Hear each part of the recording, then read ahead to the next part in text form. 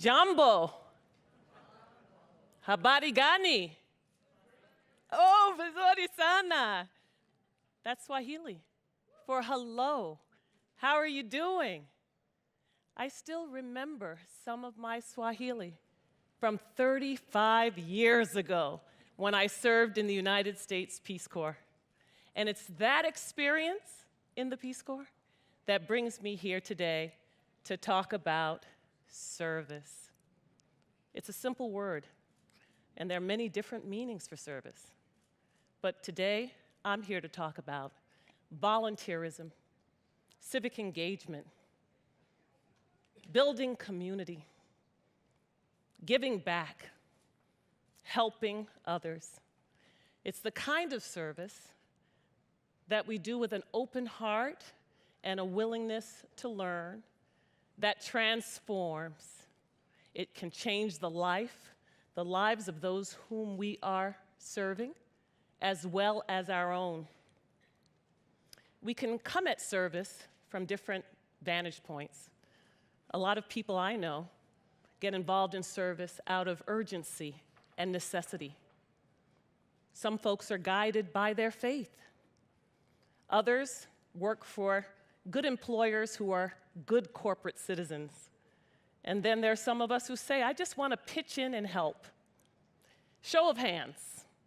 How many of you are helping out somewhere? That's just about all of you. That is outstanding. And if you're from Massachusetts, you can count yourselves among the 1.3 million people in this state who volunteer. President John F. Kennedy, for whom this great library is named for, he founded the Peace Corps, and he was big on service. He wanted Americans to bring peace and goodwill and their positive can-do spirit to countries overseas. I bet you remember those famous words, his challenge to Americans, don't you? And so, my fellow Americans, ask not what your country can do for you, ask what you can do for your country. Ask not what your country can do for you. Ask what you can do for your country. And those words, they still resonate, don't they?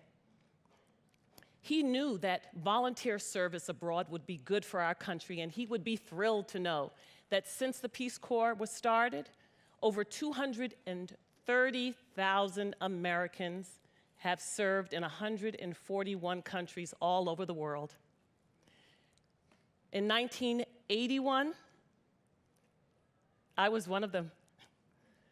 I got to go to Kenya. I served in Africa. I taught education, and taught English as a second language to high school students. It was an awesome experience. Now, I came to this like I was a city girl. I had no idea what to expect. I was born and bred in Brooklyn, New York. I lived in a small apartment building in a neighborhood called Crown Heights. Didn't think about going off to Africa. My neighborhood was small businesses and working families, and summers spent out of doors, jumping rope, playing basketball, enjoying those hot days running through the spray of an open fire hydrant. And these were some of the images that informed our very limited view of Africa. Thankfully, there were other images as well that we could draw on, from music and literature. Nelson Mandela, one of our heroes. And anybody here remember the TV series Roots, based on Alex Haley's novel? Of course, that had a profound effect on our view of Africa and our connection to Africa. And just a few years after that, I was headed to Africa. I went to teach, but I'm the one who got the education. An awesome experience it was living there. Sure, it was tough, and there were challenges, from communications to transportation, and at my school, I had no electricity, plumbing, or running water. There was also no exterminator, for those of you who aren't too keen on those big bugs. We had a lot of army ants that liked to march through our houses. Couldn't keep those away, right? But that's okay, because as volunteers, we learned how to deal with those critters and also with bigger challenges through patience and diplomacy, through resourcefulness and creativity, through advocacy. And we learned how to work, live, and appreciate people who have a different language, a different culture, and a different way of life. Gandhi, we often quote him, right? He has an interesting saying about service and its connection to self-discovery. He says, "We can find ourselves when we lose ourselves in the service of others." And I know as volunteers, we found out a lot about ourselves, starting with the importance of people and relationships beyond the family and friends that we left back in the States. I know myself, I will be forever grateful to the Kenyan people who looked after me for 2 years. They got me to my school site. They brought me food. They taught me how to cook the food. They got me settled as a teacher so I could be successful, and they kept me safe. I'll also appreciate, and I know other volunteers as well, will appreciate how we learn the importance, if we didn't know before, about our environment, our natural resources, starting with clean drinking water.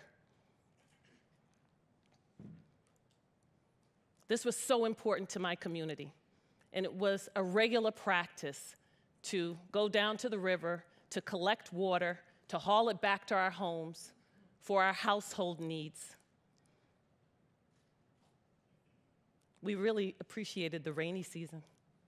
We wanted a good drenching rain, so I could take that bucket you see there, get my barrel, my basin, and put it outside so I could get as much of that fresh rainwater as I could. And that was going to last me for a few days. But I was only one person in my household. What about those big families?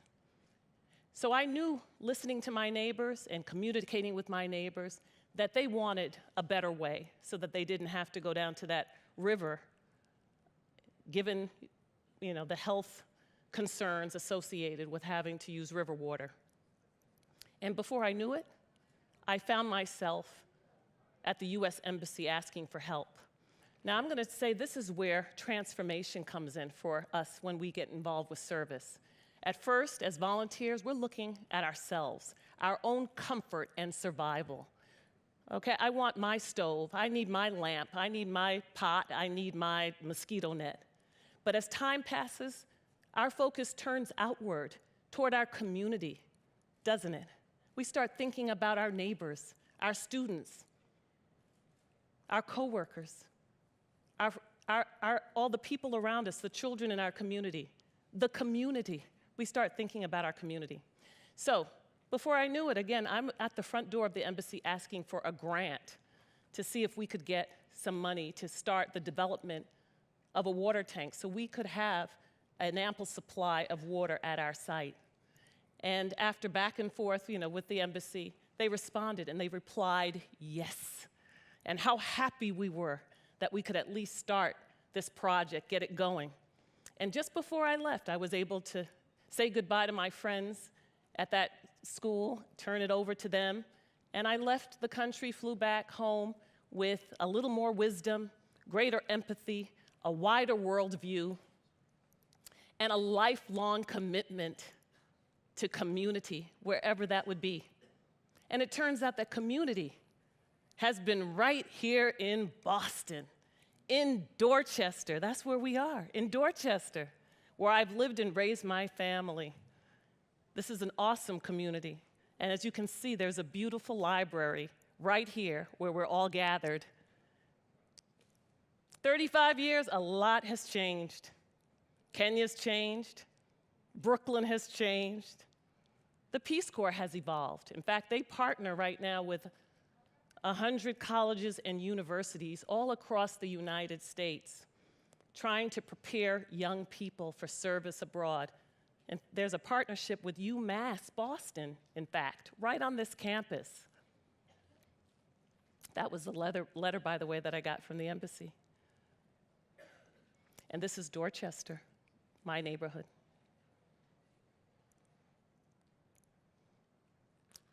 And this is the program that prepares undergrads. So, it's great that Americans care about service. It's great that we volunteer. We are a community of volunteers. But the bottom line is you don't have to travel 7,000 miles to serve and to reap the benefits of service. There's a lot going on right here, and there are opportunities to give back right here in our own communities. By the show of hands earlier, you all know that. There are organizations, thankfully, that are working to support and promote service in our communities so that everybody has a chance to participate. One such organization is the Corporation for National and Community Service, and they estimate that at least 1 in 4 Americans volunteers for an organization. And when it comes to our young people, 1 in 5 is involved in some kind of activity. And that's a good thing. And it makes me say, I have a message for our young people. And I've worked with young people, and I want to encourage our young people. Because I was 22 when I joined the Peace Corps, and I have to say, before I joined the Peace Corps, I'm not sure I knew that my service was of particular value. It's in retrospect that I look back that I believe that it was. So I want our young people to know that their service is needed and it is valued. I also want them to know that it can definitely help them with their job prospects. Because employers want someone who is committed to community, who has a good work ethic, who knows how to work with different kinds of people, who has strong interpersonal skills and strong organizational skills. And we also know that service can benefit the community as a whole. There are some seemingly intractable problems that make us think that we'll never solve them. But volunteers can move the needle on a lot of the issues that plague our community, including the need to improve educational outcomes. Now, I know for myself, I came back from Kenya and I volunteered in my community, and what I found is that this experience in service impacted my career path. And I worked with my neighbors. I was a volunteer board member for a neighborhood community health center, and also a volunteer reporter for my community newspaper. I got to know my neighbors, and they got to know me, and they encouraged me to run for office, something I never imagined that I would do. But I listened to my neighbors, they became my friends, and I ran, and I won. And I actually got to serve in the Massachusetts House of Representatives.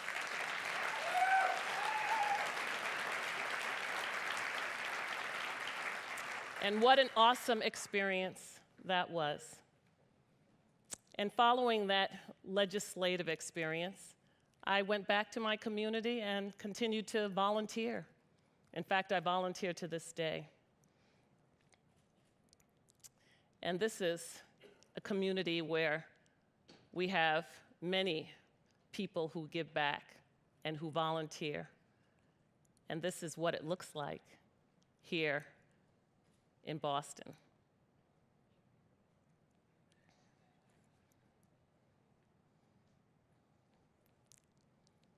So here's my call to action. Volunteer. Give back. And while we're on the topic, why not run for office?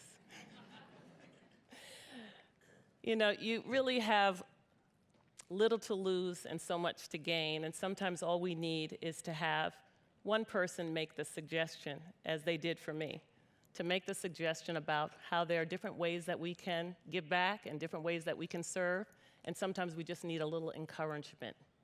So I went the state rep route, but there's city council, there's school committee, there's your union local, there's your PTA. There are all sorts of ways that we can give back. And you know, there are elections in this country every year. So we need to work hard for those candidates who are going to care about the issues that got us to volunteer in the first place.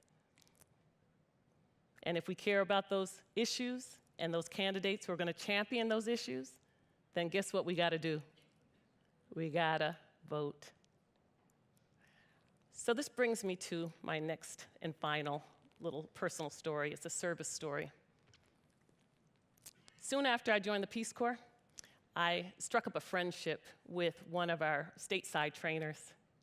And we stayed in touch, corresponded. He encouraged my excitement and interest in Africa.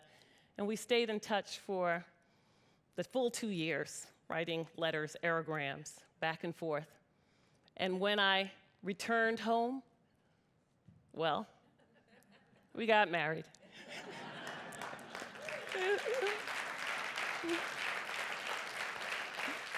And 33 years later, we're still married.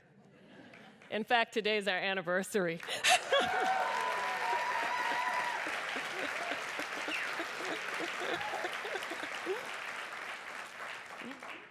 So,